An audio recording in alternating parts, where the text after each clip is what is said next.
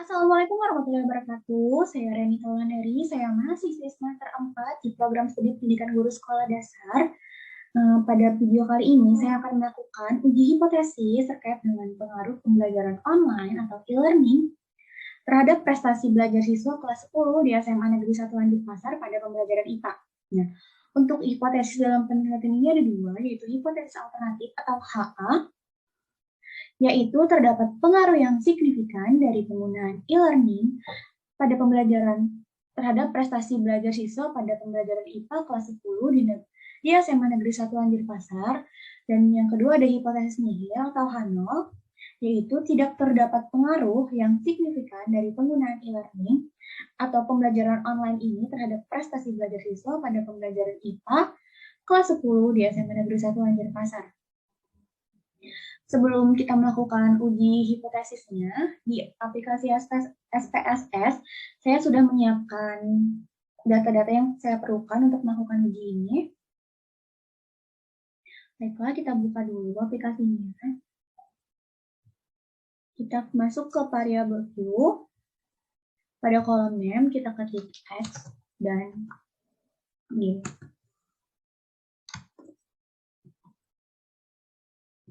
Pada kolom label, kita ketik e-learning dan prestasi belajar. Ya. Kemudian kita kembali ke data view. Nah, kan sudah berubah. Lalu kita masuk ke data yang tadi yang kita udah siapkan.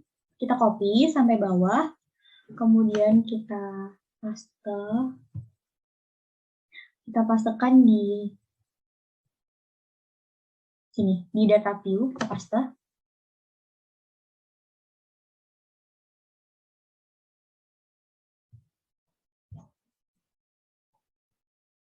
Nah, hasilnya seperti ini.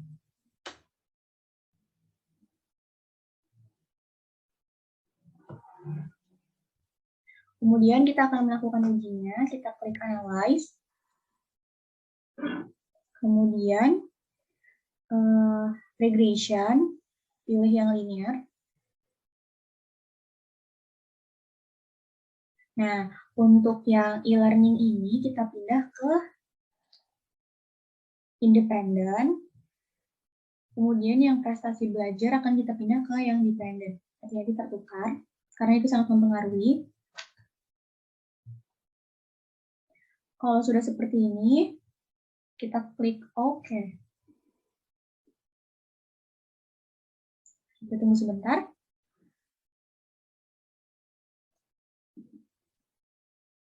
Nah, akan muncul hasil yang seperti ini.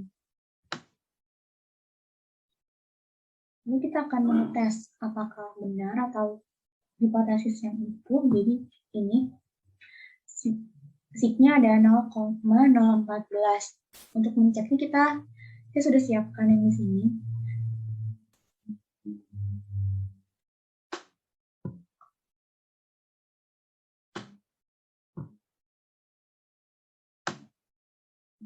Nah, untuk uji T terlebih dahulu, dasar pengambilan keputusannya itu adalah jika SIG kurang dari 0,05 atau T hitung lebih dari T tabel, maka terdapat pengaruh dari penggunaan pembelajaran online terhadap prestasi belajar siswa.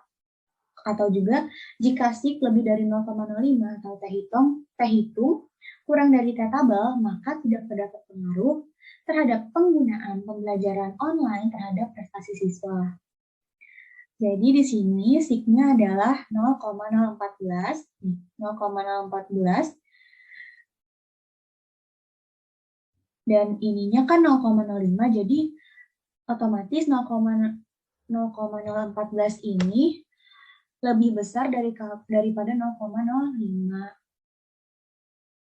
Jadi dapat kita simpulkan bahwa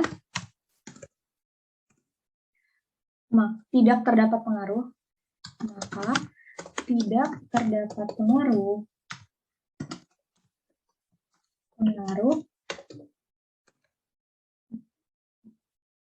terkait dengan penggunaan pembelajaran online terhadap prestasi belajar siswa kelas 10 pada pembelajaran IPA di SMA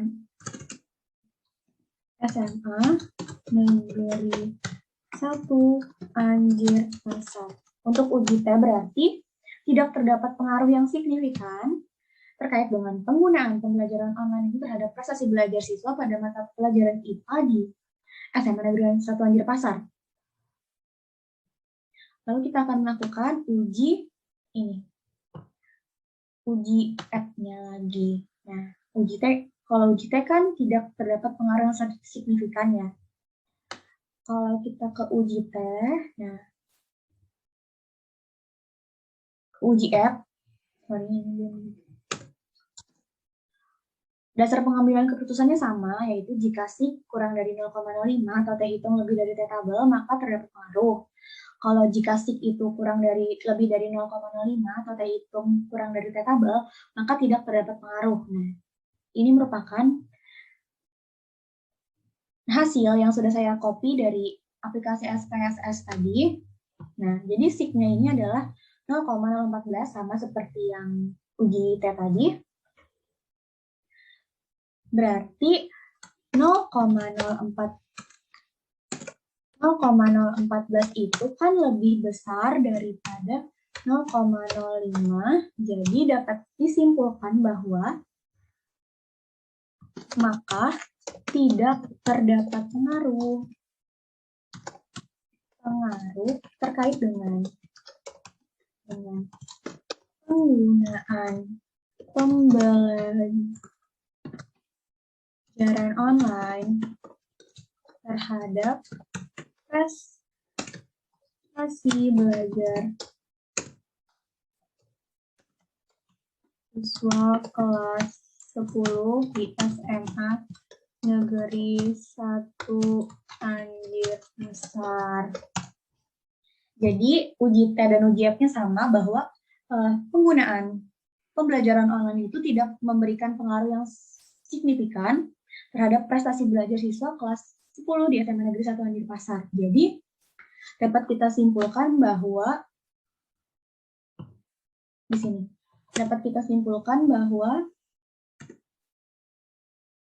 hipotesis yang diterima adalah yang hipotesis nihil atau H0. Jadi H0 diterima dan HA ditolak.